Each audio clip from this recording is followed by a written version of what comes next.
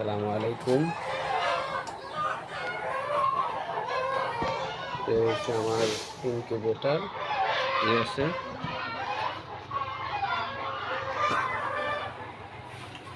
এটা হলে ইনকিউবেটর যে আমি ডিম ফুটাই এবং বাচ্চা বিক্রি করি।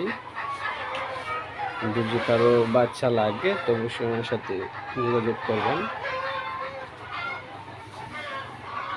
যে অরিজিনাল টাইগার মুরগি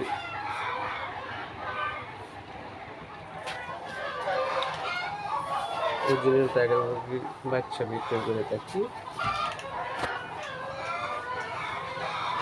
তো ডিমগুলো আছে পিছনের দিকে হালা, আমি সামনের দিকে হারাইতেছি। দেখেন